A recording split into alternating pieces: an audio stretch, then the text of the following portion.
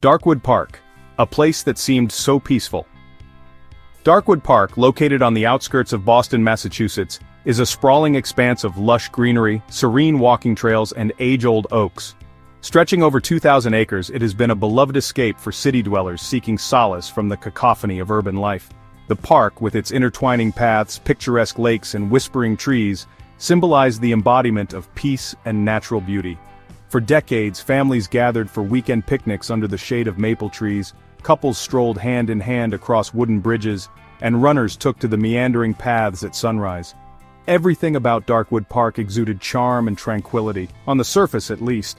Historically, Darkwood wasn't just another recreational zone, it was woven into the very fabric of New England's rich past. Established in the early 20th century, the park has often been a centerpiece of Bostonian pride. Legend has it that during colonial times, the land was a rendezvous point for revolutionaries. Later, it served as a hunting ground for aristocratic families who roamed its depths in pursuit of deer and wild turkeys. By the late 1800s, wealthy industrialists planted exotic tree species that still tower over the park to this day, turning it into an arboreal paradise. It's a location where history whispers through every breeze and every rustling of leaves, a space steeped in tradition where parents have told campfire stories to their children for generations. By the 1990s, Darkwood Park had also become something of a sanctuary for wildlife enthusiasts, amateur photographers, and artists seeking to capture the raw beauty of New England seasons. In spring, the park bloomed in an orchestra of colors as tulips and wildflowers painted the forest floor. Summers turned Darkwood into a sunlit haven with children laughing as they chased butterflies. Autumn transformed the space into a canvas of fiery reds and soft golds, with leaves crunching underfoot as countless visitors came to witness the magic of fall foliage. And winters, though silent, had their own charm. Soft blankets of snow muffling the park's normally bustling activity, leaving it still and surreal. Darkwood wasn't just for leisurely strolls or picnics. Its northern edge lined a serene lake, Lake Verdant, often used by fishermen during early mornings. Birdwatchers also congregated near the dense southern part of the forest, hoping to catch glimpses of rare species like the New England whip-poor-will. Near the park's center stood Pioneer Pavilion, a historical structure where community gatherings, weddings, and music festivals had taken place for decades, strengthening its reputation as a hub for joy and community connection. And yet, for all its beauty and historical value, things began to shift in the late 1990s. The very vastness and remoteness of Darkwood Park, qualities that once made it an ideal escape from the city, began to develop a darker, more unsettling reputation. With its dense woods and secluded trails, it became increasingly challenging to keep track of who entered and exited the area. Missing pet posters started appearing more frequently on message boards. Local hikers would occasionally talk about strange noises echoing through the woods at dusk, chalking it up to nocturnal wildlife or, more superstitiously, to ghosts from the Revolutionary War. Though such stories were brushed off as absurdities, things started to subtly change. Fewer families visited, some trails became overgrown from misuse, leading to even greater isolation once anyone ventured far enough into the eastern side of the park. Rumors began to ripple through the community about unsettling encounters with strangers, men who seemed to vanish into the trees just as quickly as they appeared. A chilling stillness would sometimes overtake parts of the park, unnerving even seasoned hikers familiar with its trails. By the dawn of the 21st century, the local townsfolk grew hesitant to visit sections of Darkwood, especially during twilight. Even as city officials installed new lighting and increased the police presence, a feeling of unease began to overshadow the park's serenity. Couples still picnicked by the lake and artists still painted landscapes within its boundaries, but there was a hesitance now. An unconscious tightening of the gut when branches snapped too close or distant footfalls seemed to trail visitors deeper into its heart. People said it was madness to think that something could taint a place so picturesque, so quintessentially New England. But others said the park's silence, the way its shadows seemed to widen unnaturally after sunset, spoke of something far more sinister.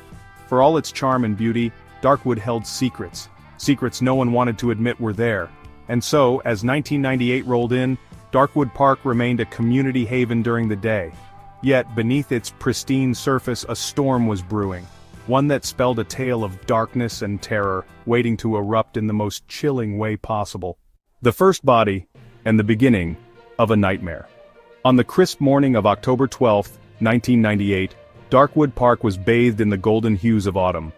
The sun filtered tentatively through the dense canopy of oak and maple leaves, casting dappled light onto the forest floor. What began as a serene day for a young couple walking their dog would soon unravel into the start of one of the most haunting criminal sagas in New England's history. Emma Carlisle and her fiancé Patrick Doyle were regular visitors to Darkwood. They often spent their weekends exploring the more secluded trails, seeking the kind of calm that only nature could provide. On this particular day, they had ventured deeper into the park than usual, taking an unfamiliar path toward the eastern side where fewer people wandered. Their terrier, Max, trotted slightly ahead of them, his small body bobbing energetically through the carpet of fallen leaves. But then, something changed. Max froze mid-step, tail rigid, and began growling low in his throat. Emma, sensing the dog's unease, walked quickly to his side to soothe him, but as she approached, her attention was drawn to the ground just a few feet away. Something wasn't right. There was a patch of leaves piled unnaturally as if someone had tried to create a makeshift cover. Emma's heart began to race as she tugged hesitantly at Patrick's sleeve. "Pat, I think there's something under there," her voice trembled. Patrick, always skeptical of her tendency to jump to conclusions, offered a calming smile and stepped forward to investigate. As he gently moved the leaves aside, the smile disappeared from his face. Beneath the brittle foliage lay what appeared to be a man's body, face down and motionless. His clothing was disheveled, and a dark, rusty stain spread ominously across the back of his jacket. Emma let out a scream, sinking to her knees as her mind tried to process the horror before her. Patrick, pale and visibly shaken, pulled her back, almost forgetting to breathe himself. "We need to call the police," he managed to say, fumbling for his cell phone with trembling hands. Within half an hour, Darkwood Park became a flurry of uniformed officers, crime scene investigators, and the concerned murmurs of onlookers, held at a safe distance. Police Chief Michael Edwards arrived at the scene swiftly, his years of experience etched into the deep lines of his face. He knelt beside the body, carefully examining the details the crime scene offered.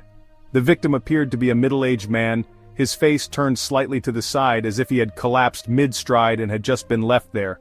But the most chilling detail was found when the body was gently turned over for a closer inspection. Protruding from the man's neck, lodged deep into his flesh, was the unmistakable neck of a shattered vodka bottle. The jagged glass shimmered in the sunlight, stained with dried blood that painted a gruesome picture. It was a scene that left even the seasoned officers exchanging grave glances. Forensics quickly got to work, and while initial observations painted a horrifying visual, there were far more questions than answers at the scene. No identification was found on the body, no wallet, no ID, no personal belongings of any kind. The man's face had likely been bludgeoned prior to the injury to his neck, leaving him unrecognizable without the aid of dental records or other forensic identifiers. The positioning of the body suggested that it had been deliberately discarded, though not hidden, almost as if the killer wanted him to be found. Detective Lisa Connors, renowned for her methodical and intuitive approach to criminal cases, voiced her concerns during an impromptu meeting with the team on site. "This doesn't feel random," she remarked, folding her arms tightly across her chest. "Whoever did this didn't just want him dead. They wanted to send a message. That bottle wasn't just a weapon, it's symbolic of something. Either the killer has a personal connection to vodka, or they're deliberately creating a calling card." Returning to the police station later that evening, the team conducted a preliminary meeting to assess the evidence. In addition to the absence of identification on the victim, the vodka bottle was suspiciously devoid of fingerprints. This issued an eerie suggestion. The murderer had premeditated at least part of this act, taking care to wipe the bottle clean before embedding it in the victim's neck. Coroners estimated the time of death to be roughly 48 hours prior to the body's discovery, ruling that the man had died from blunt force trauma to the back of the skull. As investigators pored over the scant evidence and began cross-referencing reports of missing persons, whispers about the macabre discovery began to spread among the local community. Darkwood Park, once a cherished retreat for residents, soon became a place of unease. Longtime visitors started canceling their weekend plans, opting for alternative spots outside the city where the shadows couldn't stretch as ominously. The discovery of the body might have been shocking enough to spark fear, but it was only the first thread in a far more tangled web. Just a month later, in November 1998, a second body would be found, this time in the park's southern sector near Lake Verdant. Its condition mirrored the first case. Same bruising at the back of the head, same jagged weapon left as a grisly marker of death. The alarming pattern was undeniable now. A cold realization began to set in for the detectives. It wasn't just a murder. There was a killer out there, someone who was specific, calculating, and cruelly confident in their ability to evade capture. Back at the Doyle home, Emma still couldn't shake the image of the body from her mind. For days, she replayed the discovery over and over in her head, questioning if there was something else they should have noticed, some clue they could have spotted. Patrick, too, found himself haunted by the sight, guilt creeping into the edges of his otherwise rational mind. How many times do you think people have walked right past bodies in that park without even realizing it? Emma asked one evening, her voice carrying an unshakable nervousness as they discussed it in their small apartment. Patrick sighed, running his hand through his hair. I don't know, but I do know this. I'm not setting foot in Darkwood again until they figure out who's behind this. And so the tranquil safety of Darkwood Park began to erode, its essence tainted by something sinister, lurking just beyond the edges of understanding, waiting to make itself known. The murder of one man opened the door to a nightmare that would soon engulf an entire community, shattering the illusion of peace for years to come. Subsequent discoveries and panic in the community. In the weeks following the first discovery in Darkwood Park, what had initially seemed like an isolated and horrific incident began to take on a more terrifying dimension. The peaceful community bordering the tranquil trails of the park was suddenly consumed by fear, as the realization dawned that a predator might be lurking in their midst. By early November 1998, just a month after the discovery of the man with the vodka bottle lodged in his neck, a second body surfaced.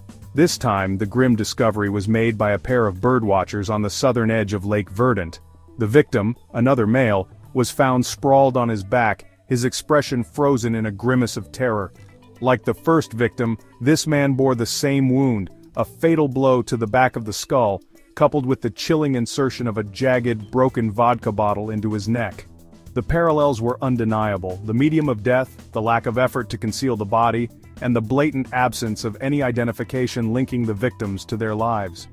Detective Lisa Connors, assigned as the lead investigator, called an urgent press conference to address the mounting fears. She carefully avoided acknowledging the word serial killer, hoping not to ignite panic. However, her restrained language failed to reassure the residents. The eeriness of two seemingly ritualistic murders in a place once celebrated for its beauty and peace rattled the town to its core. Shops that once catered to outdoor enthusiasts began to see fewer and fewer patrons. Dog walkers started choosing streets instead of the park.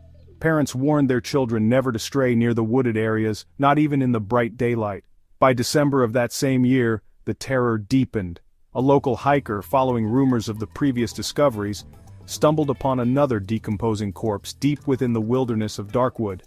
This time, investigators were met with new horrors. The body belonged to a woman, marking the first female victim, and carried the same crucial wound, a blunt force trauma to the skull followed by the grotesque signature placement of a glass shard. These discoveries, now becoming frequent, gripped the community. Local talk show hosts began to talk about the Darkwood Demon, a sensational name coined by radio personalities eager to capitalize on the growing paranoia. Meanwhile, crime scene investigators worked tirelessly, but the evidence was scant and recurring patterns were disturbing in their simplicity. The lack of prints, DNA, or even identifiable marks left on the vodka bottles suggested chilling precision and planning. Whoever was committing these heinous crimes was not only skilled at covering their tracks, but deeply dedicated to their disturbing method. By the start of 1999, 5 more bodies were discovered in Darkwood Park, bringing the total death tally to 8. Nearly all the newly discovered victims bore the same wounds as the previous cases: blunt trauma followed by the insertion of either a vodka bottle or a similarly symbolic implement. Some victims had been dead for months, perhaps years, but with colder winter months halting decomposition, any signs of exact times of death were harder to determine. The media descended upon the town with aggressive fervor, broadcasting vivid stories of danger in the picturesque New England setting. News channels showed aerial views of Darkwood's maze-like trails, overgrown trees, and dense forested patches, emphasizing how easy it would be for someone, or something, to prowl unnoticed by potential victims. "Is the spine of tranquility broken forever?" an ominous headline on the Boston Globe read, encapsulating the anguish swelling through the community. Michael Rodriguez, a single father who lived 4 blocks from one of the park's entrances, sat down with reporters in early 1999 and described the overwhelming anxiety that plagued local families. "My kids used to play there every Saturday," he said with shaking hands. "We'd pack sandwiches, let them run wild by the lake, skip stones, all of that. Now I won't let them go near that place, not even from the sidewalk. Something's out there, something evil. And we're all just waiting, holding our breath, wondering who or what is going to strike next." Townsfolk began departing Darkwood's surrounding neighborhoods, packing up their lives and relocating to safer, more predictable settings further from the woods. Those who stayed behind took precautions. Curtains were drawn tight at night. Homes that had once been full of cheer now felt quiet and withdrawn. One hardware store owner recounted an unusual spike in the purchase of locks, security cameras, and motion sensors. Even flashlights and self-defense sprays flew off the shelves faster than they could be restocked. Law enforcement, under pressure from frightened citizens and the relentless 24-hour news cycle, increased patrols and even stationed unmarked officers throughout the park. Despite the increased surveillance, questions swirled endlessly in both the media and among investigative teams. Were these random killings? Was there a deeper motive? Perhaps someone who felt a deep-seated grudge against the park and what it symbolized? Or were the murders the product of a twisted mind, deriving sick pleasure from the chaos the killings created? As the bodies kept appearing, unhelpful rumors began to eclipse facts. Some speculated cult activity, painting grotesque mental pictures of hooded individuals performing sacrifices under the cover of moonlight.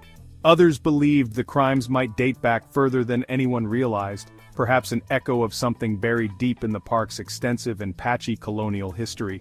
Still, others whispered the absurd, that the Black Oak section of the woods may actually house some wild creature, striking visitors with supernatural determination. The murders provoked a profound change in how Darkwood Park was perceived, not just by locals but by those across the region. The once proud symbol of New England beauty and recreation was now a haunting void, overshadowed by fear, death, and mystery. Community events dried up despite town efforts to maintain a sense of normalcy. The annual Festival of Fall suddenly felt inappropriate, and the fading echo of children's laughter was replaced by the soft rustling of winds twisting through barren trees. Meanwhile, among the investigators, frustration and fear boiled over. This person, whoever they are, doesn't just operate with brutality. They operate with discipline, remarked Detective Connors during one of the many late-night strategy meetings. This isn't random strikes of violence, this is chillingly meticulous. And that scares me even more than the death toll. Churches in the area registered record highs in Sunday service attendance as desperate townsfolk sought solace. Prayer groups gathered to plead for protection, while candlelight vigils were held for the victims. The juxtaposition of faith against the encroaching dread painted an eerily surreal picture of a frightened community struggling to reconcile with the terrifying reality unraveling around them. Darkwood Park, once hailed as a calming retreat that reflected the simple beauty of nature, was now ground zero for a macabre horror that threatened to rip the town apart from the inside. With each new discovery, the story of the park spilled further into the national spotlight. And yet, for every newscaster and headline offering statistics and warnings, there were an equal number of frustrations. The question, the one everyone avoided asking aloud but couldn't escape, echoed in uneasy whispers. How long would it be before the killer struck again? The shadows of the serial killer begin to emerge. As winter stretched into spring and the people of Boston tried to piece together their normal lives amidst the creeping dread, the investigation into the Darkwood Park murders began to take shape in troubling, fragmented pieces. The authorities, scrambling for leads, faced tremendous pressure from both the media and the public. Whispers of a serial killer gained traction, though Boston officials avoided using the term outright. Yet the signs all pointed to one chilling fact: someone was hunting people in the woods, and they knew exactly what they were doing. Detective Lisa Connors, the lead on the case, had worked on dozens of homicide investigations before, but none had dug under her skin like this one. She spent long nights at the precinct, hunched over stacks of missing persons reports, crime scene photographs, and dead-end leads. It was her job to find a pattern, to understand the mind behind these murders. But so far the killer remained an unbearable mystery, a shadow that refused to take shape. One breakthrough, however small, came when forensic specialists noticed an unsettling consistency among the victims. Despite their different ages, genders, and backgrounds, nearly every victim had been found with traces of alcohol in their system, more specifically, vodka.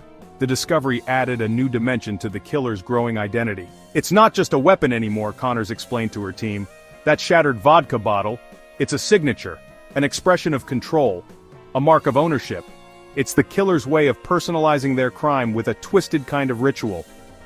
The revelation ignited speculation about the killer's psyche. Investigators entertained the possibility that the murderer's use of vodka could harbor personal significance. Was it tied to an event from their past, a symbol of something larger, or simply a part of a cruel game they played within themselves? Theories spread like wildfire, but no one could pin down a motive that fully explained the calculated brutality. As the details began to coalesce, a profiler was brought onto the team. Dr. Andrew Keating, a criminal psychologist with the FBI, was tasked with analyzing the fragments of behavior left behind at each crime scene. His analysis painted the barest sketch of the person in question, someone organized, emotionally detached, and driven by an intense internal compulsion. "This individual likely views themselves as more than just a killer," Keating said during a closed-door briefing with the team. "They see themselves as an artist, orchestrating events to leave a lasting impression, and the longer they go uncaught, the more confident they'll become." Keating predicted something else that sent a chill down the room. The killer was almost certainly watching the investigation unfold. Whether through the news, rumors, or even actively revisiting the park, they were likely feeding off the fear they'd created. "For them," Keating added, "this isn't about simply ending lives, it's about the performance, controlling the narrative and watching the chaos they've wrought ripple through the community." The community itself, meanwhile, was spiraling further into paranoia. News headlines branded the unknown killer with dramatic names like the Vodka Phantom and the Glass Butcher of Darkwood. Cable news stations ran round-the-clock updates, interviewing frightened locals, speculating about the killer's identity, and pressuring law enforcement at every turn. People feared the woods like they never had before. Darkwood Park, once a beloved weekend refuge, became a ghost town during daylight hours. At sunset, it transformed into something darker, an eerie void cloaked in foreboding silence. Increasingly desperate, local authorities began implementing new surveillance measures around Darkwood. Security cameras were installed at park entrances and along heavily wooded trails. Plainclothes officers started patrolling the area, engaging in conversations with visitors to glean any kind of useful information, anything to explain what was happening. However, for all their efforts, the sheer size and density of Darkwood Park made it almost impossible to monitor every corner. As one officer lamented, "We'd need eyes on every tree in there, it's like trying to find needle marks on a haystack." Throughout these tense months, a haunting realization began to settle into the minds of everyone involved in the case. The killer was not acting randomly. Every murder seemed deliberate, calculated to instill as much fear as possible while leaving behind no useful trail. Unlike most killers who either sought to cover their tracks or kill in frenzies driven by impulse, this one appeared to be deliberate in their execution, reveling in the terror they caused without directly dipping into the spotlight. By mid-1999, additional bodies were still turning up in Darkwood Park, and every discovery felt like a fresh wound for the investigators. Alongside each grisly find came the same pattern: blunt force trauma, typically to the back of the skull, a shattered vodka bottle driven into their necks, and an eerie lack of defensive wounds, suggesting that the victims had likely been caught off guard or incapacitated before the final blow. The killer's apparent ability to subdue their victims with such precision painted the picture of someone physically capable, potentially even trained in some skill or discipline that gave them an edge. In private discussions, Detective Connors raised a theory that had begun nagging at her since the early days of the case. "This park," she mused aloud one evening during a strategy meeting, "isn't just their hunting ground, it's their theater. They know it intimately, better than we do. Think about it, they're not wandering into the forest randomly. They operate with intent, down to the exact location of the bodies. They know this place like the back of their hand." Her colleagues nodded grimly but didn't share her optimism about catching the killer anytime soon. Some even began to doubt whether the murders would ever stop. A sardonic joke began circulating among local reporters. The killer wasn't just part of the park now, they were the park, as much a fixture as the trees themselves. Unbeknownst to the authorities though, the killer was beginning to feel their confidence grow. Each Halloween-framed headline, Each shuttered neighborhood store, each frightened reporter tiptoeing through the park for exclusive coverage, felt like a private triumph. Lurking somewhere in the shadows, away from the growing list of cameras, the killer remained untouchable. And for them, that thrill of invisibility was almost as intoxicating as the act of murder itself. By the time spring fully bloomed in 1999, Boston was not only terrified but divided. Theories about the killer spun wildly out of control. Was it a local handyman who knew the terrain, a disgruntled ex-employee of the Parks Department getting revenge, or perhaps a transient, coming in and out via the nearby bus stations that skirted the park's southern entrance? While most citizens believed that a single meticulous genius was responsible, there was also a frightening suggestion gaining traction, that there could be more than one person operating within these woods. And through it all, under the surface of interrogations and confessions, surveillance footage and forensic analysis, all that truly existed of the killer were fragments. A jagged bottleneck, a string of broken lives, and the creeping sense that the worst was still yet to come.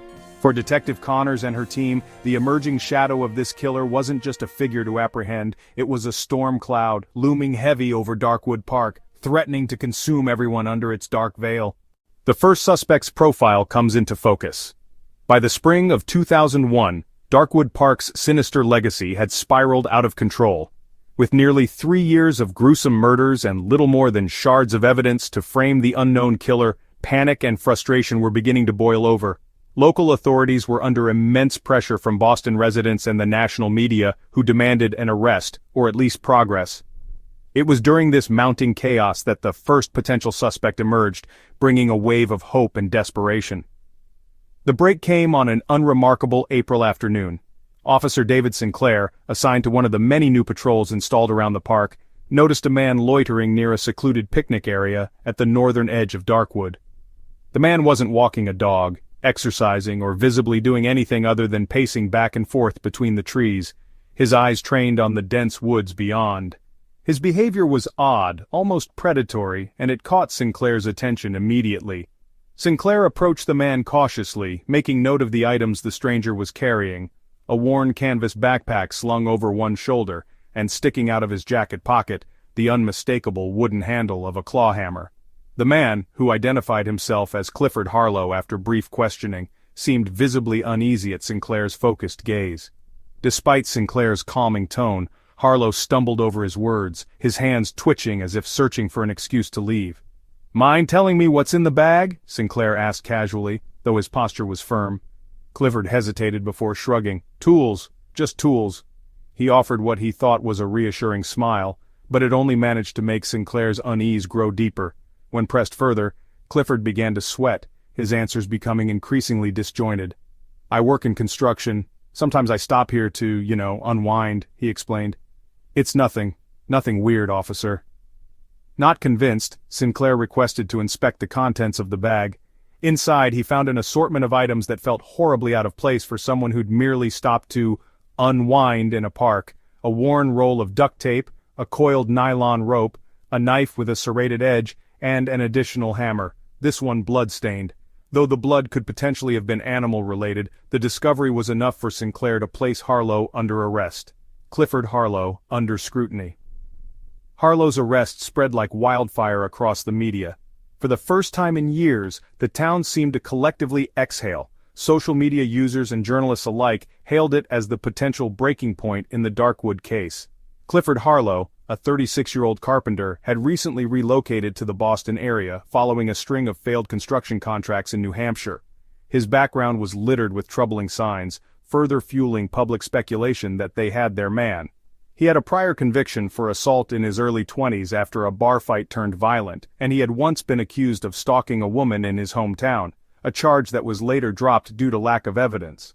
The investigators, equally desperate for a lead, threw all their resources into breaking Harlow under questioning. Over the course of 48 hours, the interrogation room became a psychological battlefield. Detective Lisa Connors led the charge, studying Harlow's responses with calculated precision. "Let's talk about the blood on the hammer," Connors said during the first interview session, sliding a photograph of the weapon across the metal table between them. "Whose is it? And before you say it's yours, lab results don't lie." Harlow shifted in his chair, licking his lips nervously. I told you, it's from an old job. I was fixing a garage door. My hand slipped and— Stop! Connors cut in sharply, leaning forward. We're not here to listen to fairy tales. You had duct tape, knives, and a hammer with blood on it. In this park. You expect us to believe you're just some guy out for a stroll? When pressed, Harlow's answers became a mix of denials and vague explanations that failed to align with the evidence. He claimed to have no knowledge of the murders or how they had occurred, insisting that he was just in the wrong place at the wrong time. Public panic and media speculation. Outside the walls of the police department, public opinion had already condemned Clifford Harlow. Headlines labeled him the hunted man of Darkwood, while 24-hour news cycles dissected his every move, emphasizing photos captured of him during his brief court appearances. Protesters gathered outside the local courthouse demanding justice, holding signs that read, "Lock him up," and "Killer found at last." But cracks in the case began to form as investigators dove deeper. Despite extensive forensic testing, no trace of human blood was ever confirmed on Harlow's tools. His personal background was riddled with unsavory moments, but there was no direct connection to any of the known victims. Harlow's residence was searched extensively, and while investigators stumbled upon questionable items such as dark clothing matching vague eyewitness accounts from years prior, they found no incriminating evidence linking him to Darkwood's corpses. "I don't buy it," Detective Connors admitted to her team during a late-night meeting. "Does he seem weird? Hell yes, a creep even. But there's something off about this. This killer isn't just impulsive or erratic, they're meticulous, they wipe their crime scenes, they taunt us. Harlow feels sloppy by comparison." The release. As the investigation into Clifford Harlow unraveled, so did the media's facade of confidence. Fewer hard pieces of evidence emerged pointing to his involvement, and what had once looked like a promising breakthrough began to feel like yet another dead end. Under mounting pressure from Harlow's public defender, the police were forced to admit that there simply wasn't enough to charge him with any of the Darkwood murders.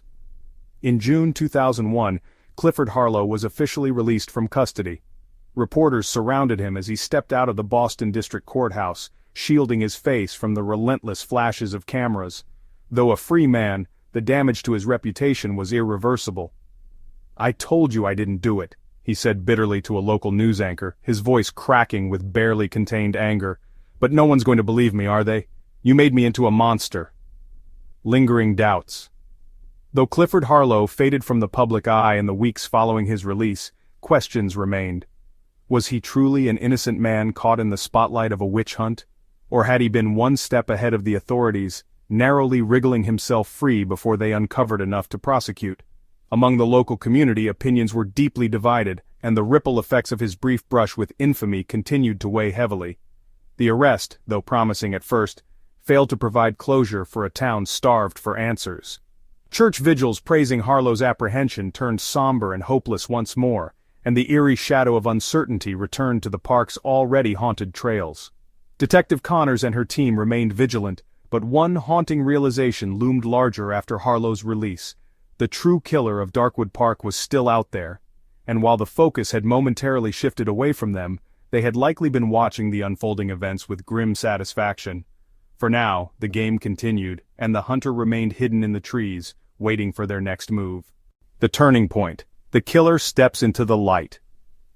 By August 2015, nearly 2 decades after the first body was discovered in Darkwood Park, the community had all but accepted that the Darkwood killer was a phantom, a monster who operated with such brutal precision that it seemed they might never be caught.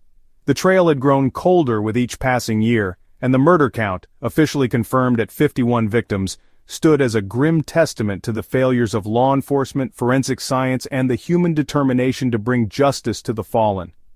The park, once the heart of the community, had been practically abandoned, overtaken by overgrown trails, and seen as a cursed ground by locals. But just as the shadows of despair grew darkest, the faintest beam of light began to pierce through. It all started with the disappearance of a young woman named Samantha Grayson, who was last seen jogging through the park's southern entrance one scorching August evening. At age 28, Samantha was a familiar figure in the neighborhood, known for her regular running schedule and glowing optimism despite the chilling reputation of the park. Her decision to enter the woods that evening seemed reckless but not entirely surprising. After all, many locals believed the killings were long behind them. That belief shattered the next morning when Samantha failed to return, her frantic family filing a missing person report with trembling hands. The first 24 hours yielded nothing, no evidence, no leads, no hints of her whereabouts.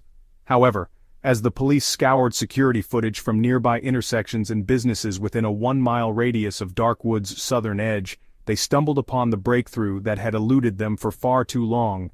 In grainy black and white footage from a convenience store just across the street from one of the park's entrances, Samantha could be seen entering the park, clearly distinguishable by her bright pink running tank top. But what sent a shiver down the spine of every detective watching the footage was the figure walking just a few feet behind her. The blurry figure of a man appeared to follow Samantha, lurking in the background of the footage as she crossed the street. His body language was casual, almost too casual, as though he were deliberately masking his intent. Freeze frames of the footage showed a lean, tall individual wearing a dark hoodie, the hood pulled slightly forward to obscure his face. Still, the detectives were able to discern features that would change the course of the investigation. A sharp jawline, worn-out sneakers, and a woven bracelet that peeked out from beneath his sleeve. The breakthrough came when the investigators ran the footage through a newly developed recognition software, scanning local databases for matches. It was a long shot, but within 48 hours, the team had the lead they'd been chasing for years. His name was Roger Tylerson, a 37-year-old man working as a night shift security guard at a nearby mall just 3 miles from the park. While his background seemed unremarkable on the surface, a deeper dive revealed alarming signs of a deeply troubled individual. Roger Tylerson, the face behind the darkness. Roger had lived his entire life under the radar, working low-paying jobs and keeping minimal social connections. His criminal history was scattered but minor: misdemeanor charges for trespassing as a teenager, and a dismissed domestic disturbance complaint filed by a former girlfriend nearly a decade ago.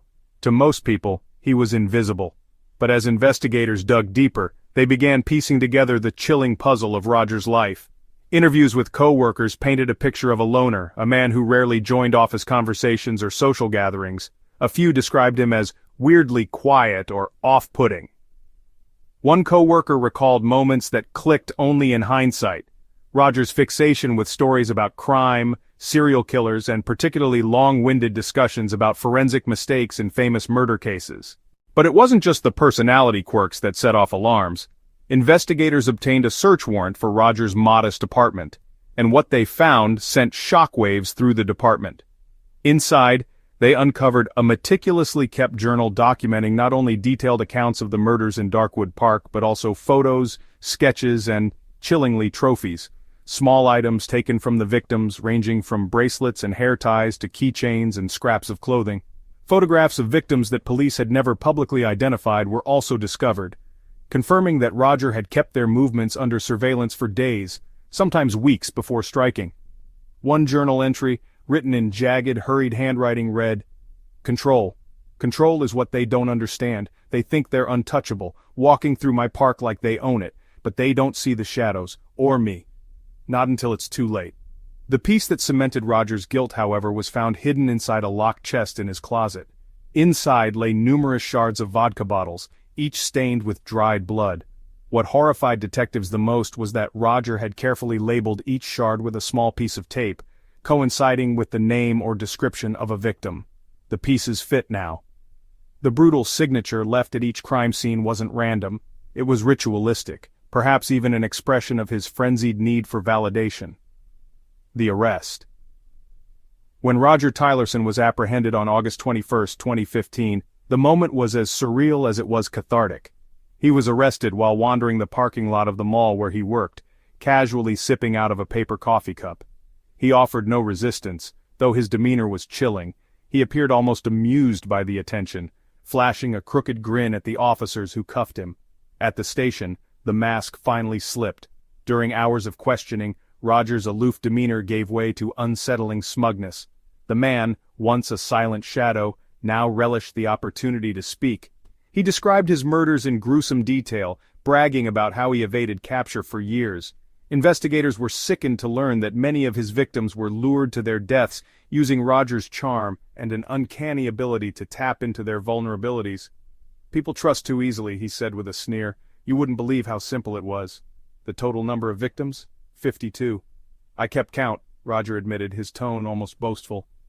Each murder was marked on a hand-drawn chessboard he kept hidden in his apartment, a macabre system he used to track the game. Each square represented a name, a life snuffed out, and a victory in what he believed to be his own grand design. The long-awaited breaking point. The news of Tylerson's arrest sent shockwaves across Boston and the entire nation. Darkwood had haunted the collective psyche of America for nearly 2 decades, and now, the haunting shadow had a face. Communities that had wrestled for years with doubt, grief, and fear finally had a semblance of closure. Families of victims who had remained nameless for years held bittersweet vigils, mourning their lost loved ones while finding comfort in at least knowing the truth. For Detective Lisa Connors, who had spent much of her career painstakingly reconstructing the details of the case, the arrest was bittersweet. "This isn't a victory," she told reporters during a press conference shortly after the arrest. "This is justice, late, incomplete, but necessary. I only wish it had come sooner." Even as Roger Tylerson was led away to face trial, his haunting smile remained. Even after confessing to unspeakable crimes, it was clear that, in his mind, the game wasn't just over, it was won. The dramatic arrest. Roger Tylerson's arrest on August 21, 2015, was not just the culmination of nearly 2 decades of brutal and inexplicable murders. It was a spectacle that unfolded like a scene from a psychological thriller, filled with tension, disbelief, and eerie calmness from the man now known as the Darkwood Killer. For the authorities, it was the pivotal moment they had been chasing for years. For Roger, it was simply the next act in a twisted performance he had been directing from the shadows. The operation began quietly, meticulously planned by Boston law enforcement and overseen by Detective Lisa Connors, who had spent almost her entire career haunted by the faceless specter of the Darkwood murders. After scouring security footage and finding damning evidence in Roger's apartment, investigators knew they had their man. However, catching him without incident, and without endangering more lives, was their top priority. Surveillance teams were placed on Tylerson for 48 hours before the arrest, tracking his every move. His daily routine seemed frustratingly mundane: a walk to the grocery store, hours spent in the claustrophobic confines of his dingy apartment, and night shifts as a security guard at the local mall. To the untrained eye, Roger was painfully ordinary, but for the detectives closely observing him, the ever-present calm in his expression carried the weight of hidden menace. Connors and her team debated endlessly how to intercept Tylerson. Would he react violently? Was he armed? And most importantly, could he still have more victims locked away somewhere, in need of rescue? Every possibility had to be accounted for as they prepared to confront a man they suspected was not only a cold-blooded killer, but a meticulous planner who had evaded justice for far too long. The setup. It was a scorching Friday morning when the decision was made to take Roger down. Officers in unmarked cars parked strategically near the mall entrance where he worked, blending into the humdrum suburban sprawl around them. Civilians continued their business, oblivious to the gravity of what was taking place, that the man responsible for 52 gruesome murders was inside, sipping coffee in a break room, completely unaware that his reign of terror was seconds away from collapsing. Detective Lisa Connors sat in one of the nearby vehicles, gripping her radio tightly. She had spent countless nights staring at photographs of the crime scenes, tracing the jagged path of Roger's decades-long killing spree.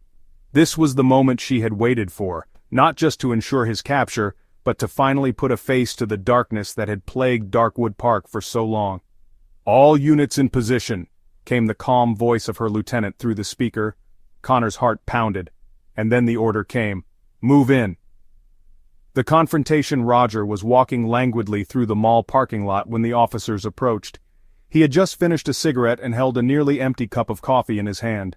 His movements were unhurried, almost careless, as he headed toward the rear parking lot where his old sedan sat beneath the shade of an oak tree. It was a scene soaked in banality, the sort of moment that could have easily been overlooked if not for the tension crackling just out of view. "Roger Tylerson," an officer called out firmly, stepping toward him. 4 others flanked strategically from all angles, forming a tight circle around the man they had been hunting for years. Roger stopped mid-step, his expression entirely devoid of surprise. He turned slowly to face them, his sharp features framed by the faint edge of sunlight peeking over the building. He made no attempt to flee, no panicked scramble for the escape routes that had likely existed in the back of his mind for decades. Roger smirked. a slow, unsettling curl of his lips. "I was wondering when you would find me," he said, his voice calm, almost detached from the gravity of the moment. It was the voice of someone who had expected this all along, as though the endgame was part of the plan. "Drop the coffee!" another officer ordered, training his weapon on Roger as a precaution, even though the man presented no apparent threat. Roger obeyed, letting the paper cup tumble to the ground, its contents spilling out across the asphalt. The scene froze in time for a moment as the officers approached cautiously, glancing at his hands for any sign of a concealed weapon, waiting for the snap of aggression they had prepared for. But Roger didn't fight. He didn't shout or resist. He stepped forward and merely held his wrists out, palms up, in an eerie gesture of surrender. He met Detective Connor's gaze as she emerged from the shadows of the operation, his smirk never faltering. "You've got questions," he said, almost teasingly, his tone dripping with mock amusement, "and I've got answers. But I'll tell you this, you're decades too late." The words sank like stones in Connor's chest. For all the relief in finally bringing him in, she could feel the weight of those decades like scars etched in her soul. The aftermath, at the station. Back at the station, Roger was ushered into an interview room, his hands cuffed firmly to the chair that creaked under his shifting weight. The room, harshly lit by fluorescent bulbs, was a stark contrast to the dark enigma he carried with him. Detectives stood on the other side of the one-way mirror, their faces pale from the sheer strangeness of his demeanor. Unlike most suspects, Roger didn't cower, didn't rage, didn't so much as shift nervously. Instead, he leaned back in his chair, his signature smirk playing at the corners of his mouth as he waited for the questioning to begin. Connors entered the room with a clipboard in hand, fully aware that there was no script for confronting someone like Roger. She sat across from him, leveling her gaze until his dark eyes settled on hers. 52 victims, she said, breaking the silence. "That's the number we've got. Are we missing anyone?" Roger tilted his head, his smirk growing wider. 52, he repeated, savoring the word. "Sounds about right. You kept better track than I did." The confession came without hesitation, with none of the resistance or denials Connors had spent her career bracing for.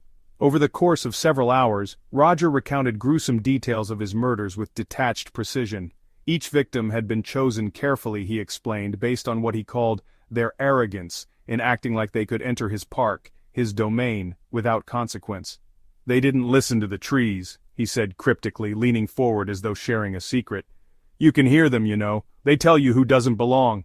For the officers listening behind the glass, his words painted a picture far more terrifying than random violence. Roger saw himself as more than a killer. He saw himself as a gatekeeper, a self-appointed deity over the woods where he hunted, and despite the chilling calmness in his voice, it was clear that his darkness ran far deeper than anyone could have imagined. Conclusion: the face of evil. As the news of Roger's dramatic arrest spread, Boston erupted in a storm of mixed emotions, shock, relief, and grief for the lives lost under his reign of terror. Families of the victims stood outside the precinct, holding photographs of loved ones and candles for vigils that stretched through the night. But even as Roger Tylerson sat behind bars, the fear lingered. After 17 years of unanswered horror, how could one arrest possibly heal the wounds he had inflicted on an entire community? Detective Connors, staring at the man across the interview table, realized that the end of the hunt did not mark the end of their nightmare. The shadow of Roger's smirk, so calm, so assured, would haunt her and the city for years to come. And as the press clamored for statements and cameras flashed outside, one question hung unspoken in the air.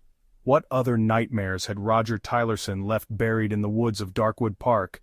The twisted psychology and motives of the killer. Roger Tylerson is not merely a name anymore, but the embodiment of terror that swept through Boston for years.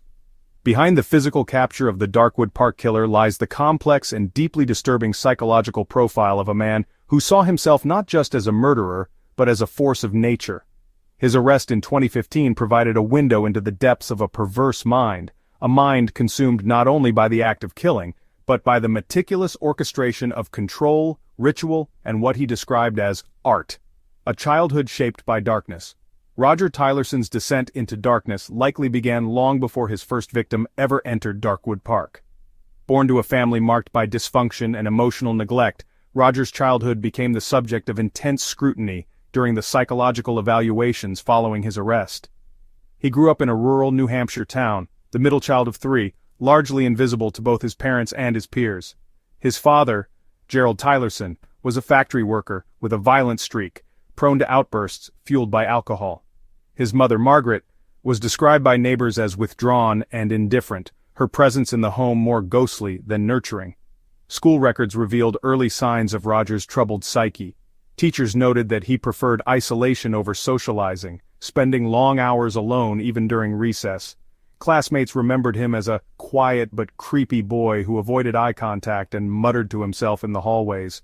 A psychologist brought in to assess Roger after an incident in middle school, where he was caught dissecting live insects on the playground, described him as both highly intelligent and emotionally void. "He doesn't seem capable of remorse," the psychologist wrote in their report. "For him, life is something to be deconstructed, understood, controlled." It was during these formative years that Roger likely developed his obsession with control, a need that would later manifest in horrifying ways. Former neighbors recalled eerie glimpses into his behavior at home. As a teenager, he was known to linger in the woods behind his house for hours, sometimes leaving handmade traps designed to catch small animals. His older brother Scott later admitted to investigators that Roger once made him watch as he killed a rabbit, whispering as he did, "Watch the light leave its eyes, you'll never see anything like it." The role of Darkwood Park in his evolution. For Roger, Darkwood Park wasn't just a killing ground, it was his sanctuary, his stage, and in his twisted mind, his kingdom. Interviews following his arrest revealed that he had been visiting the park since his early 20s. To him, the sprawling woods symbolized both freedom and control. Unlike the chaotic and indifferent world he felt surrounded by, the park operated on clear natural rules: predator and prey, strength and fragility, dominance and submission. He believed it was the perfect setting for his work. In his journals, which served as a chilling archive of his thoughts, Roger wrote extensively about the park's meaning to him. One entry revealed his lifelong connection to the woods. "Darkwood listens. It speaks if you're patient enough to hear it. It tells you who deserves to stay and who is trespassing. This isn't murder, it's keeping order. This is natural."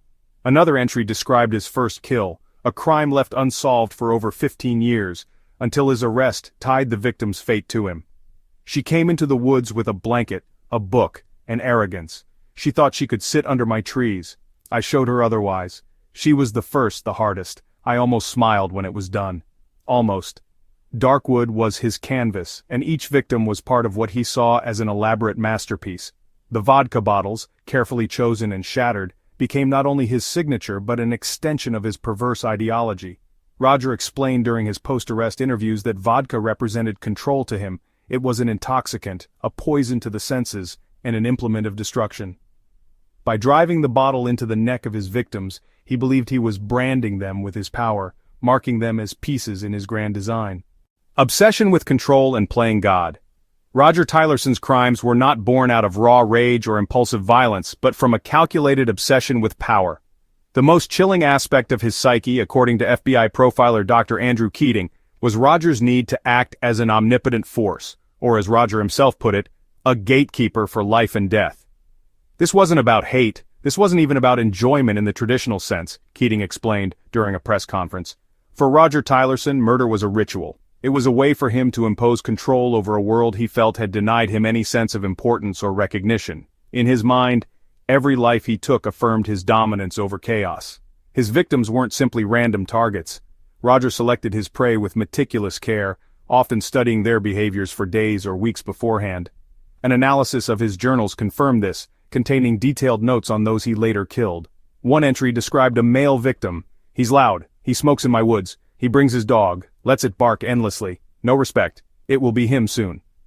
Part of Roger's twisted satisfaction arose from the feeling of inevitability, playing a mental game of checkmate, long before his victims even realized they were in danger. For him, killing was less about the act itself and more about the symbolic message it sent. Each murder made him feel like an artist finishing a piece, a symphony of terror played exclusively for himself. His influence and study of serial killers. Roger didn't invent his methods in isolation. Investigators discovered that he had spent years studying infamous serial killers, poring over books, documentaries, and court transcripts. He had a particular affinity for killers who evaded capture for years, such as the Zodiac Killer and Andrei Chikatilo. Like his twisted idols, Roger sought not just the act of killing but the legacy of control. He left just enough clues to make authorities doubt themselves, enjoying how his crimes became puzzles unsolvable until it was too late. One detail that stood out during the investigation was his macabre fascination with manipulation. He had studied police procedures, forensics, and even media responses to high-profile crimes. His vodka bottle signature, for example, was designed to confuse investigators, a glaring clue that tied the murders together but revealed nothing about him personally. He described it to police with cold conviction. "You needed a pattern, didn't you? Something to follow, something to hold on to. I gave you the bottles so you wouldn't see me, and it worked, didn't it?" A mind without remorse. In the face of his crimes, what struck investigators and psychologists alike was Roger's complete absence of remorse. During his confession, he didn't apologize or express regret. Instead, he spoke about his acts as if they were achievements, critical milestones in a life full of rejection and insignificance. At one point during questioning, Detective Lisa Connors asked him directly if he felt guilt for the families he had destroyed. Roger's response was chilling in its simplicity. "Guilt? Why would I feel guilt? If anything, they should thank me. I showed their arrogance for what it was. I gave them purpose, even if they don't understand it." Conclusion: a legacy of fear. Roger Tylerson represents far more than a killer. He symbolizes the dangerous, fractured psychology of someone consumed by the need to control, dominate, and instill fear. His crimes were not explosions of violence, but the slow, deliberate work of a disturbed mind building his own legacy. Even behind bars, his presence haunts the memories of those who studied his case, the families who lost loved ones, and the city that lived in his shadow for nearly 2 decades. For Detective Connors and the investigators who helped bring him down, Roger's arrest offered some measure of closure, but his smirk, his chilling confidence, and his belief that the world had misunderstood him, left an indelible mark, a reminder that sometimes the face of evil doesn't come with warning signs. It bides its time, lurks in the shadows, and waits, just as Roger did, for its moment. The trial that shocked America. The trial of Roger Tylerson, known across the nation as the Darkwood Park Killer, began in the summer of 2016 and immediately captivated the public and media alike. It wasn't just a legal proceeding, it was a public reckoning, a slow, agonizing unraveling of one of the darkest chapters in American criminal history. For nearly 2 decades, the specter of Roger Tylerson had haunted Boston, casting a long shadow over the idyllic image of New England's wooded retreats. Now the man responsible for 52 murders sat in a high-security courtroom facing justice for the first time. The courtroom itself was transformed into a fortress. Armed officers guarded every entrance, and electronic devices were prohibited beyond the doors to ensure the trial could proceed without interruptions or leaks to the press. Journalists camped outside for days, vying for a glimpse of the man whose crimes had gripped the nation's imagination. Inside, tension was palpable, with families of victims seated in one section of the gallery, and Roger, now dressed in a standard-issue prison uniform, sitting behind his countless legal counselors. But none of the spectacle distracted from the one question on the minds of everyone present. What would Roger say? And how would he defend the indefensible? A calculated and unapologetic defendant. From the very outset, Roger Tylerson exuded the cold detachment that had been his hallmark for years. He showed no signs of remorse, his expressions ranging from calm indifference to faint amusement. At times, he appeared to be soaking in the atmosphere as if the trial were another stage in the theatrical performance he believed his life to be. The prosecution, led by Assistant District Attorney Victoria Shaw, opened with a scathing indictment of Roger's actions. Over the course of 90 minutes, Shaw meticulously detailed the timeline of murders, presenting gruesome evidence that depicted the full scope of his brutality. Each photograph of a crime scene, every bloody shard of vodka glass, and every name written in his journals was laid bare for the court to see. "This is not merely a man-standing trial," Shaw declared, her voice sharp and unwavering. "This is a predator, a cold, calculating monster who operated with impunity, distorting the sanctity of life into nothing more than a game. In this courtroom, we will not allow his delusions of control to persist. We will show him what real justice looks like." Roger, seated at the defense table, responded not with outrage or denial but with a subtle smirk. It was clear he reveled in the attention, his indifference to the gravity of the situation, chilling both the court and the families seated behind him. "I could have done more, you know," Roger said chillingly during an early session, after waiving his right to remain silent.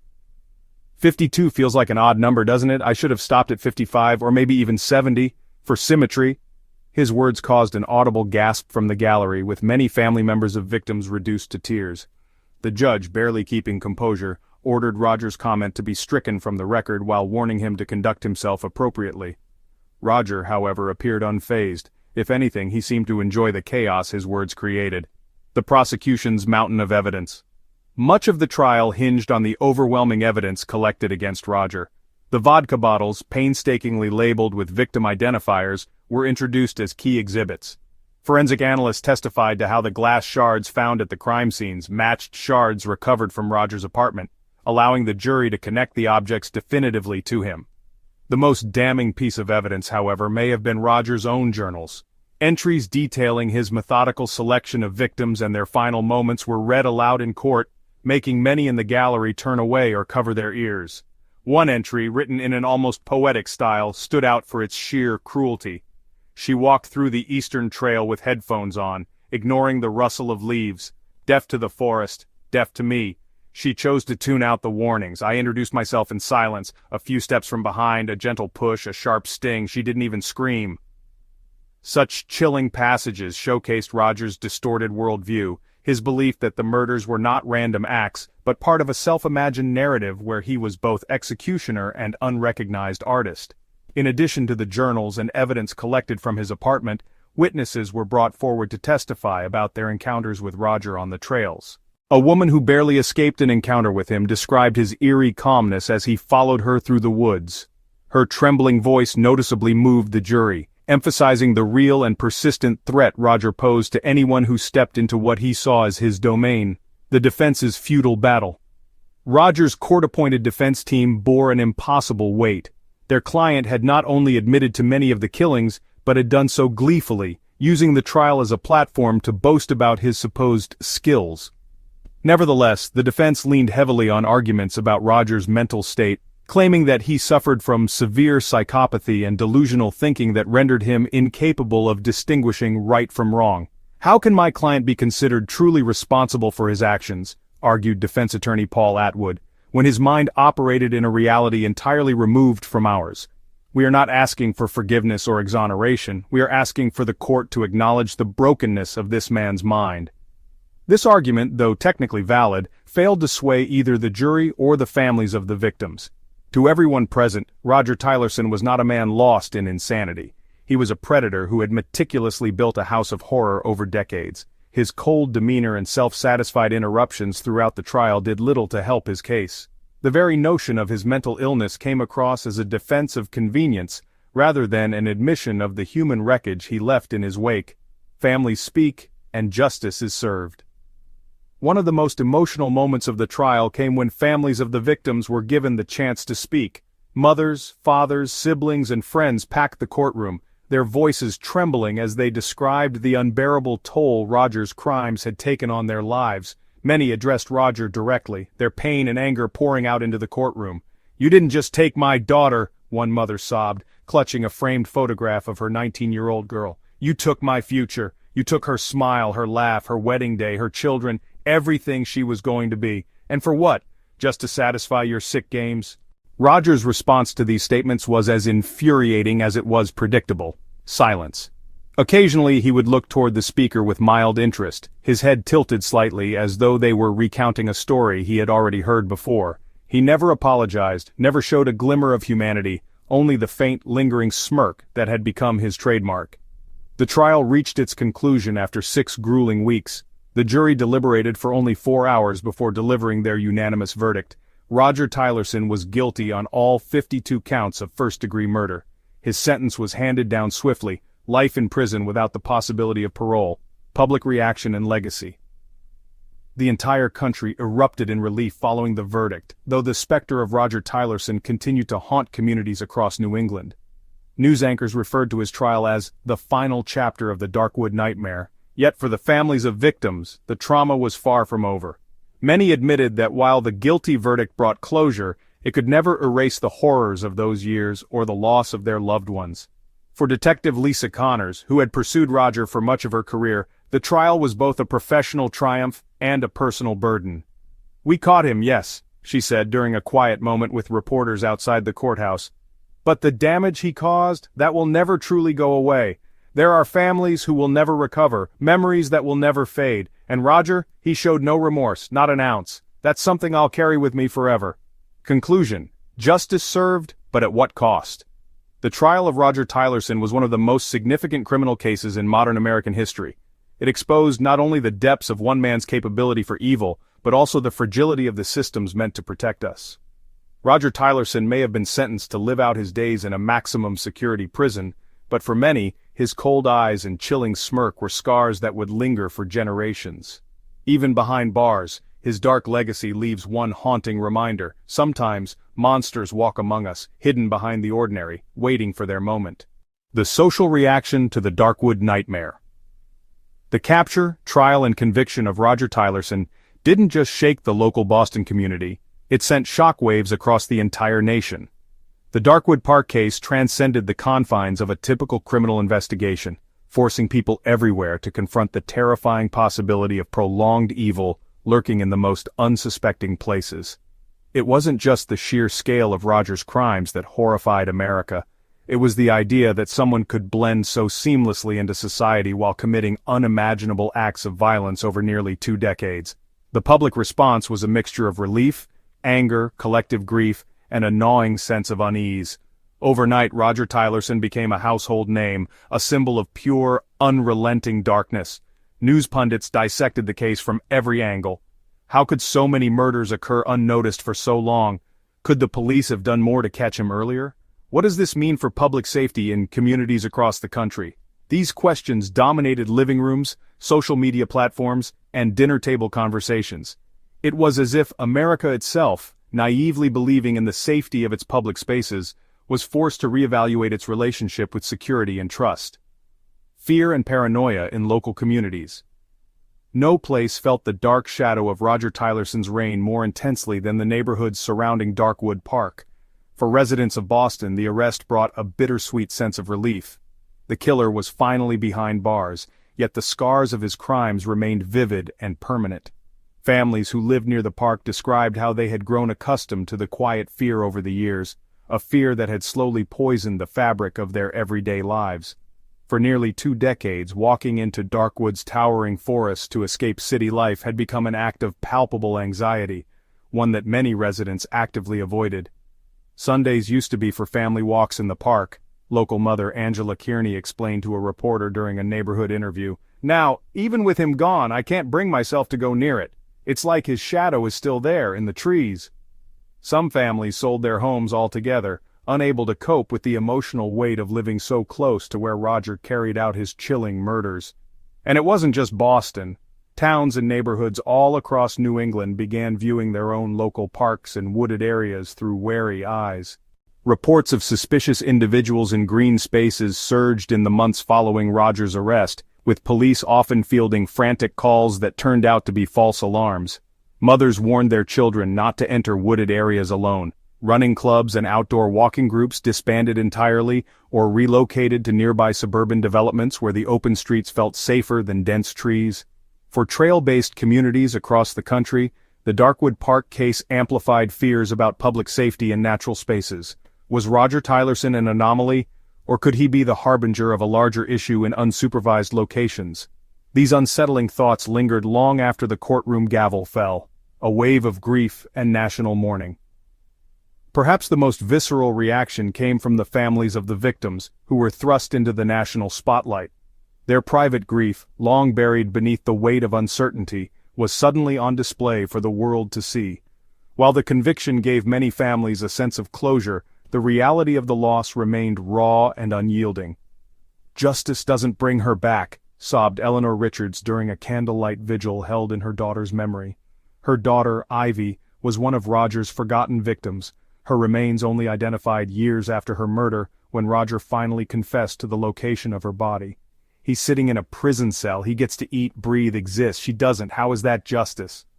The public response to this grief was overwhelming.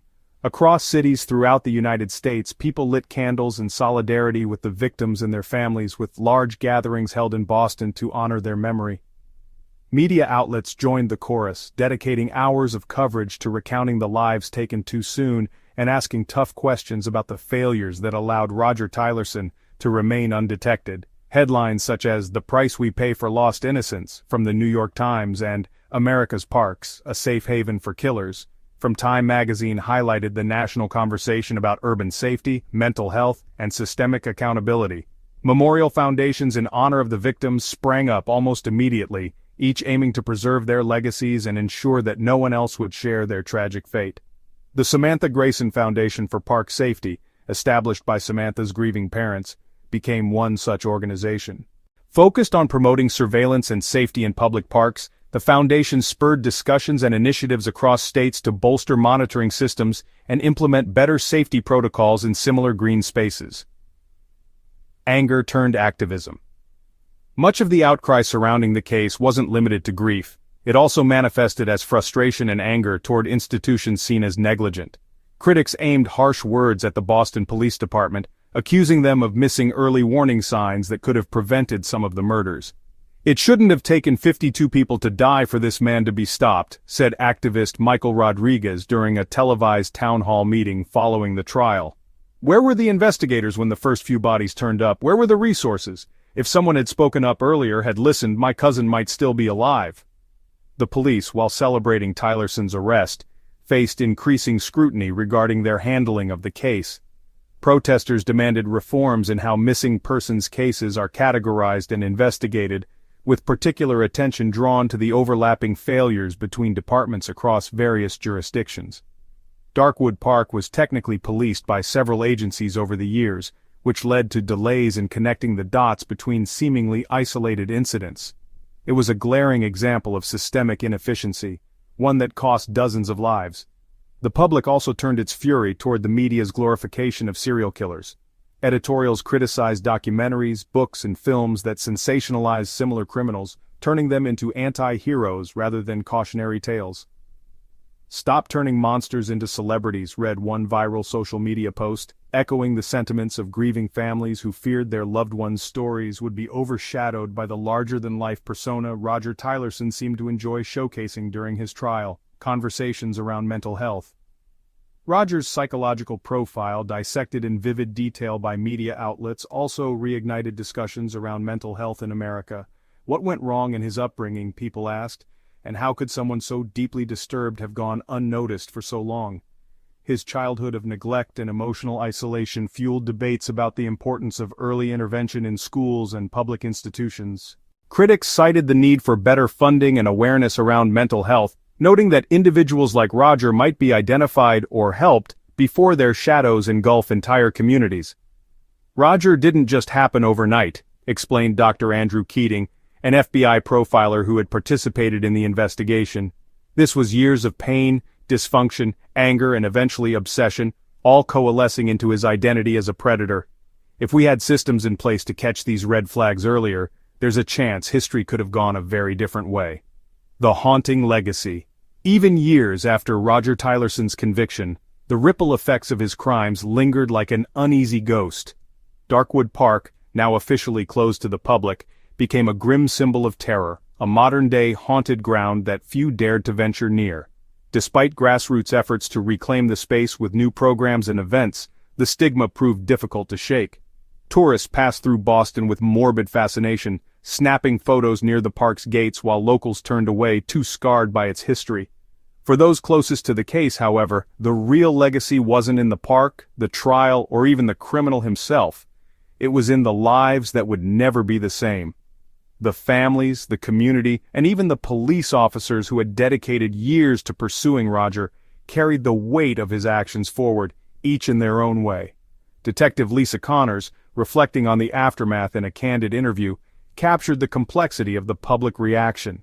"It's strange. People want answers, closure, something to point to and say, that's it. That's the key to understanding. But there is no understanding this man. His actions, his very existence, defy logic.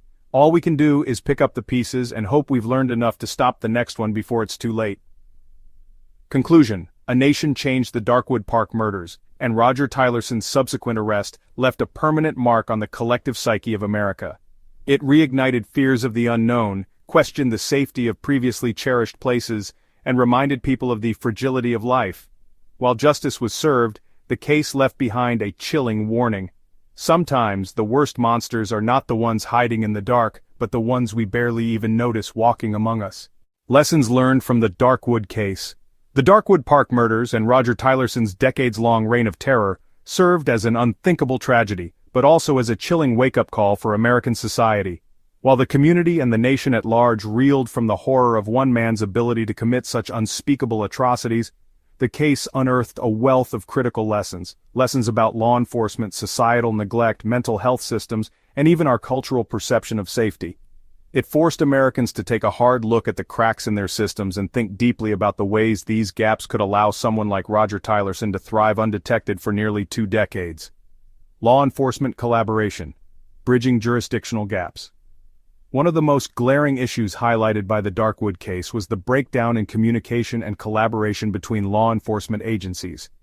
Darkwood Park stretched across multiple jurisdictions, leading to bureaucratic confusion as various police departments, from the Boston Police Department to local park authorities, were involved in connected but disjointed manners.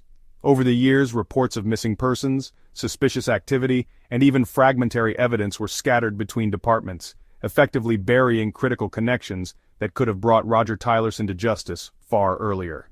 "We let these cracks in the system become an abyss," explained retired FBI agent Tom Standish, reflecting on the early difficulties in the investigation. Each department held a piece of the puzzle, a missing person here, an abandoned trail over there. But without a centralized effort to tie these pieces together, we couldn't see the big picture until it was too late.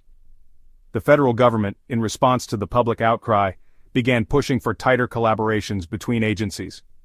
One significant reform that emerged in the years following Tylerson's arrest was the creation of specialized task forces dedicated to tracking serial offenders across state and local boundaries. This vigilance is designed not only to improve the speed at which such connections are made, but also to keep law enforcement from being bogged down by jurisdictional red tape.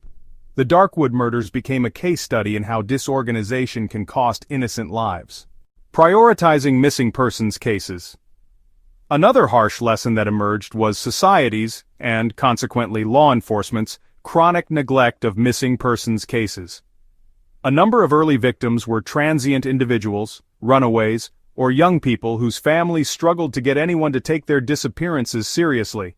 The systemic indifference to certain victims, particularly those who society deems less visible or less sympathetic, allowed Tylerson to target people whose absences went unnoticed for long periods. One particularly damning revelation came to light during the investigation. Of Roger's 52 victims, over half were listed as low-priority missing persons, a label often applied to adults with no immediate family nearby, individuals thought to be runaways, or those experiencing homelessness. These victims in many cases were written off, marked as individuals who had intentionally disappeared or were simply unreachable. That low-priority label wasn't just a clerical decision, said advocacy group leader Helen Gallagher, founder of the Justice for the Forgotten initiative. It was a death sentence. It signaled that their lives didn't matter to the system, even though their deaths absolutely mattered to the people who loved them. The case spurred national awareness campaigns to overhaul how missing persons cases are handled.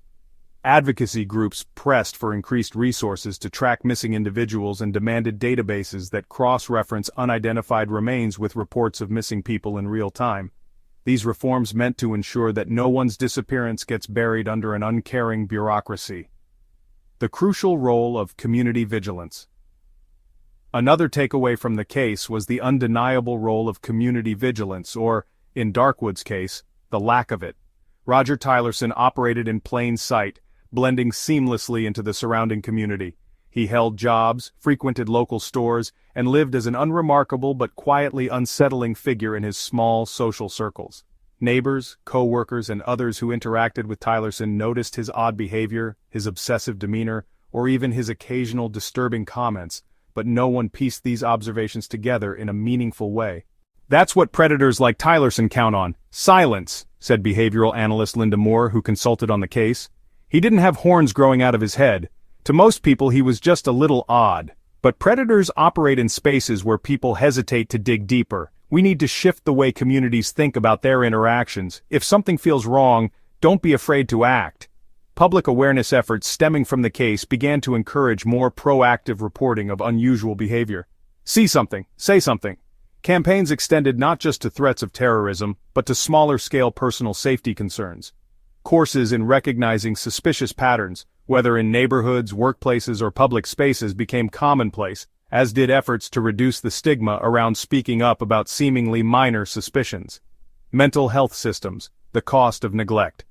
Roger Tylerson's psychological profile revealed a lifetime of untreated red flags. From early childhood, his behavior pointed to deep emotional disturbances, yet there was no meaningful intervention at any stage of his life. From his dissection of insects as a child, to his distorted views of life and control in adulthood, Roger existed within a broken mental health system that failed to provide support, or recognize him as someone in need, or, eventually, someone dangerous. School counselors and psychologists recognized troubling signs in Roger's formative years, but ultimately labeled him too intelligent for discipline or simply antisocial. As he grew older and his behavior worsened, he slipped further into obscurity, accumulating warped perceptions of himself and the world that would feed his violent urges. This trajectory, professionals argue, underscores the need for stronger safety nets in mental health, particularly for at-risk children and adolescents. "We can't just keep saying, 'Oh, this is an isolated case,'" said Dr. Elaine Porter, a child psychologist who spoke out after the case. "Tylerson wasn't born a killer, he was shaped into one, little by little through years of neglect, devastation, and untreated mental illness. Somewhere along the way we could have stopped it, but our system isn't designed to catch these people early. It's designed to deal with the damage after it's already been done." The case led to calls for more funding for schools, hospitals, and community services that address early childhood trauma, antisocial behavior, and mental health crises. It also highlighted the need for deeper training for professionals who work with children, such as teachers, counselors, and even law enforcement officers.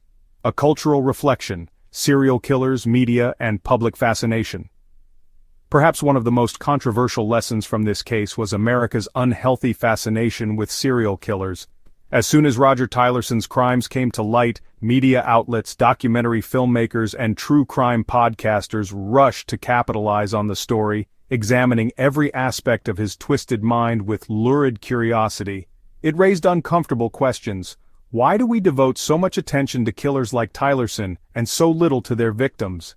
Would these individuals be so emboldened if society didn't turn their crimes into mythologies? Activist groups began pressuring media outlets to shift focus away from glorifying the killers themselves. Editorials and campaigns urged the public to place victims' lives and stories at the forefront, leaving criminals like Tylerson to fade into obscurity, forgotten rather than infamous. Grassroots efforts sought to reframe the narrative of true crime storytelling into one of justice and victim advocacy, rather than one that feeds the public's appetite for shock and gore. Conclusion: a case that changed America. The Darkwood Park murders were a dark and tragic chapter in modern American history, but they also forced the nation to reflect on some of its most pressing issues. The case ignited change: more collaborative police work, better handling of missing persons cases, increased community vigilance, significant discussions on mental health, and a cultural awakening about how we portray crime in the media. Ultimately, Roger Tylerson's twisted legacy serves as a warning for the future. He exploited societal neglect, systemic inefficiencies, and human apathy to operate in the shadows for nearly 20 years. If there's one clear takeaway from this tragedy, it's the motto that now follows every discussion of his case: we must remain vigilant, always. Conclusion: the lingering shadows of evil. Although Roger Tylerson now resides behind the formidable walls of a maximum security prison, his actions left scars that will never truly fade. His crimes were more than a series of horrendous murders. They were an assault on the collective sense of safety, trust, and community that defines American life.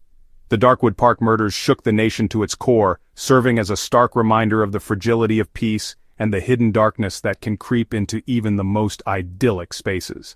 The aftermath of Tylerson's reign of terror not only changed the lives of those most directly affected by his heinous acts, but also left a profound mark on law enforcement, the justice system, mental health advocacy, and even cultural attitudes towards safety and vulnerability. The weight of his crime continues to reverberate through those areas like a haunting echo, forcing difficult questions and ongoing conversations that America may never entirely resolve. The personal toll on victims and families. For the families of Tylerson's victims, closure remains elusive. While the trial and conviction brought a sense of justice, it could never undo the terrible void his crimes created. Each victim had a life, dreams, and futures stolen by the calculated cruelty of a man who saw himself as an enforcer of dominance and control. And it wasn't just the individuals Tylerson directly harmed. His actions devastated entire families, shattering bonds, breaking hearts, and leaving futures irreparably altered. "I lost more than my son," said Samuel Grayson at a post-trial memorial for his daughter Samantha. "I lost who I was. I lost my faith in good things, my trust in the world. There's no getting that back, no matter how many years this monster spends in prison." For many families, the years of uncertainty before the conviction were just as cruel as the crimes themselves. The loved ones of missing persons described sleepless nights, exhaustive searches, and a persistent hope that one day, their child, sibling, or friend might return home alive. When the grim reality finally set in, it brought answers, yes, but also profound heartbreak. And even the answers themselves often felt incomplete. Many bodies were found years after the killings, leaving families to grapple with the trauma of not knowing what their loved ones endured in those final moments. The haunted legacy of Darkwood Park. Perhaps no single location has become a more potent symbol of fear than Darkwood Park, the once beloved Boston retreat whose shadowy trails and ancient trees were tainted by Tylerson's horrific deeds. Before his capture, the park was already regarded with suspicion and dread. Locals quietly avoided its paths, and longtime park lovers abandoned what had once been a treasured escape from urban life. Despite its lush foliage and serene lakes, Darkwood began to feel cursed, its beauty overshadowed by its sinister history. In the years following Tylerson's arrest, the city of Boston faced challenges in deciding what to do with the park. Its reopening was met with controversy, as many argued that it should remain permanently closed in honor of the lives lost there. Others proposed turning parts of the forest into a living memorial, but effort after effort failed to bring closure to a deeply traumatized community. Time and time again, attempts to reclaim or rebrand Darkwood fell short, as its dark history lingered too strongly.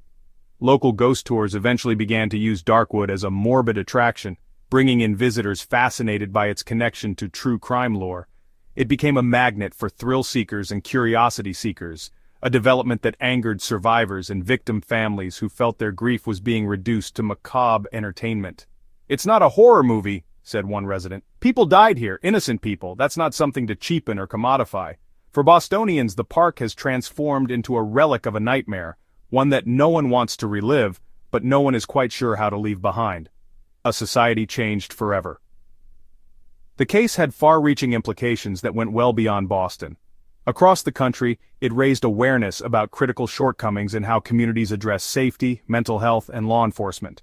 Serial killings had once been perceived as relics of a darker era, something America had mostly moved beyond. But Roger Tylerson's ability to operate for nearly 2 decades shattered that illusion. It revealed how easily a predator could slip through gaps in policing, take advantage of inattentive systems, and weaponize society's lack of awareness. Parents became more cautious about letting their children wander freely, even in neighborhoods long thought to be safe.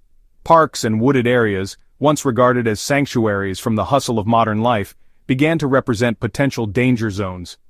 Many communities invested heavily in surveillance systems, installing cameras at park entrances, along trails, and in other secluded areas.